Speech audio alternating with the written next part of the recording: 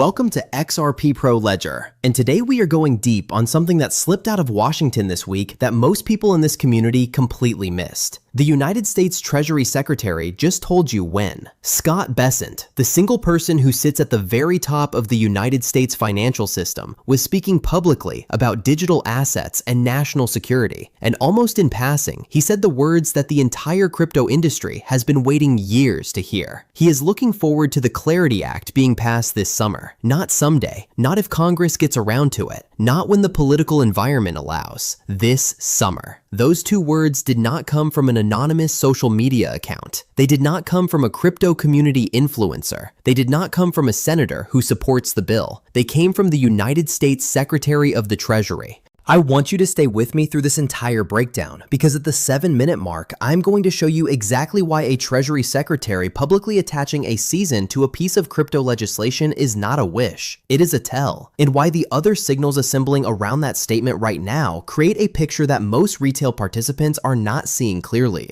But first, let us establish who Scott Bessant is, because the weight of that statement depends entirely on understanding the office it came from. The United States Secretary of the Treasury is not a senator lobbying for a bill they sponsored. It is not a regulator interpreting existing rules. It is the Chief Financial Officer of the United States government, the official responsible for economic policy, financial stability, and the management of the nation's finances. When the Treasury Secretary speaks publicly about legislation, they speak with knowledge of what the executive branch expects, what the White House has communicated to Senate leadership, and what the internal timeline for implementation looks like. Scott Bessant did not say this summer because he was guessing. He said it because he knows what is being planned. That is the entire weight of those two words. Now, let us talk about what Senator Cynthia Lummis said in the same week, because it adds a precise timeline dimension to what Bessant described. Senator Lummis was asked directly whether the Clarity Act could realistically be finished before the July 4th recess. Her answer was honest and specific. She said it is possible, but more likely the bill gets wrapped up before the August recess instead. And then she explained why. And the reason turns out to be good news wearing the costume of a delay. The plan is to bundle several pieces into one larger bill. The Senate Banking Committee's portion, which handles the SEC side, the Senate Agriculture Committee's portion, which handles the CFTC commodity classification, a set of ethics provisions, and specific amendments to the Genius Act that the banks requested. All of it combined into a single comprehensive package, brought to the Senate floor for one decisive 60-vote closure motion. Senator Lummis noted almost dryly that they have moved enormous bills quickly before. She pointed to the Working Families Tax Cut bill as an example of what is possible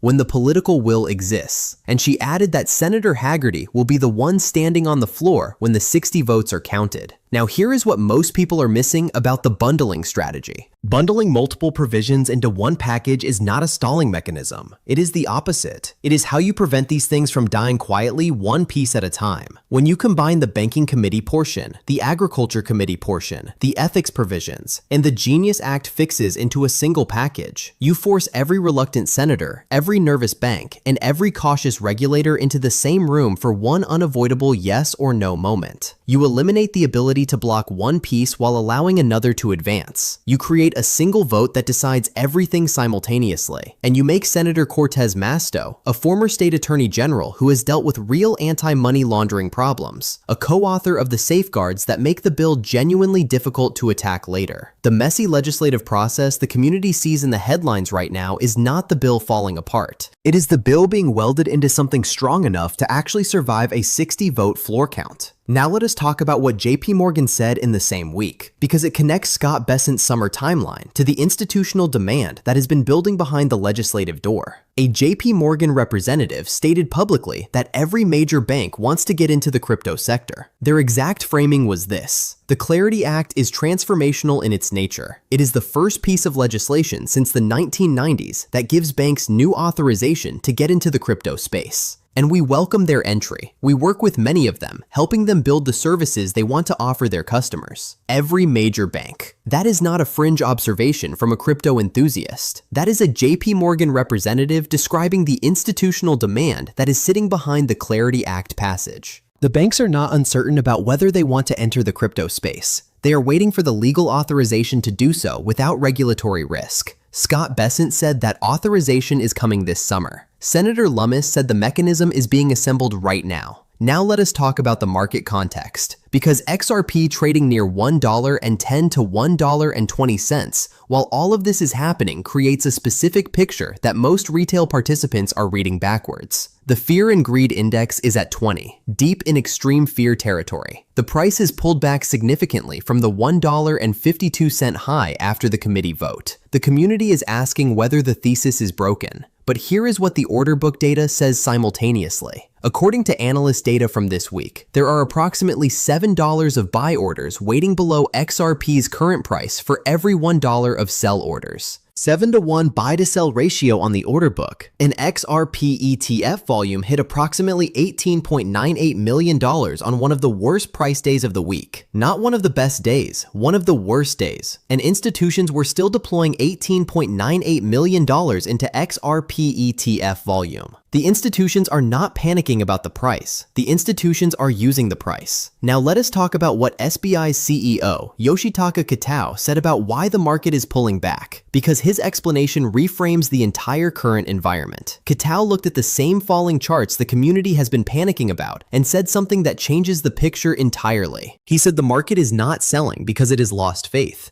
It is selling because large investors are raising cash, rotating capital to position for a wave of enormous public listings expected in the United States, SpaceX, Anthropic, and OpenAI among the most anticipated. When the biggest technology names in the world are preparing to go public, institutions do not print new capital. They rotate existing capital. They sell what is liquid to free up room for what is coming next. And once those listings are bought and settled, that same capital starts looking for the next home. Scott Bessant said the Clarity Act is coming this summer. Senator Lummis said the mechanism is being assembled for an August floor vote. JPMorgan said every major bank wants in. The order book shows 7 times more buyers than sellers, and the capital that rotated into technology IPOs is going to need somewhere to go when those listings are digested. Now let us connect all of this to the supply picture. Exchange reserves have dropped from 3.76 billion XRP to approximately 1.66 billion XRP since October 2025. That is a 56% decline in liquid supply in under 8 months. Whale wallets controlling 68.5% of circulating supply are holding through the current pullback. 905 million XRP locked in ETF custody. The 7-to-1 buy order ratio on the order book, arriving into a market where exchange supply has been compressed by 56%, is not a retail phenomenon. It is institutional capital positioning for what Scott Bessant said is coming this summer. Now let us talk about the Clarity Act deadline picture. Senate recess begins August 10th. The Clarity Act is formally on Senate calendar number 423. The bill is being bundled into a comprehensive package designed to survive a 60-vote closure motion. Scott Bessant said this summer. Senator Lummis said more likely before August recess. The window between now and August 10th is approximately 9 weeks. In that 9-week window, Senate leadership needs to finalize the bundled package, schedule floor debate, and reach 60 votes for closure. Bessant's public statement and Lummis's honest timeline assessment put both the motivation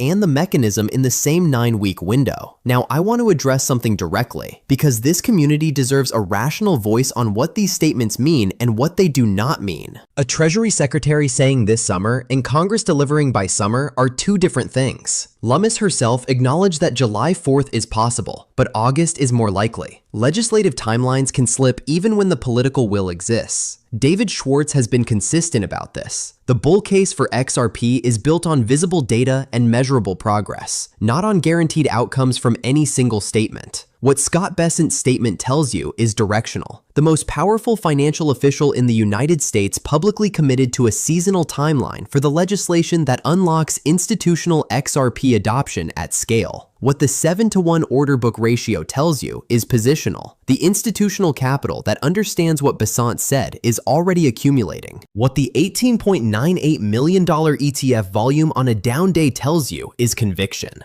The institutions buying XRP exposure on the worst price days are not making emotional decisions. Now I want to talk about what most people in this community are getting wrong right now. XRP is trading near $1.10 to $1.20. Scott Bessant said the Clarity Act is coming this summer. Senator Lummis said the August recess is the realistic target. JPMorgan said every major bank wants in. The order book shows 7 times more buyers than sellers. ETF volume hit 18.98 million on a down day. Supply is compressed 56%, and the community is reading a fear and greed index of 20 and asking whether the thesis is broken. The Treasury Secretary just told you the season. The order book shows who believes him. The supply compression shows what happens when the door opens. So let us zoom out and see the complete picture assembling right now. U.S. Treasury Secretary Scott Bessant publicly said looking forward to the Clarity Act being passed this summer. Senator Lummis said possible July 4th, but more likely before August recess.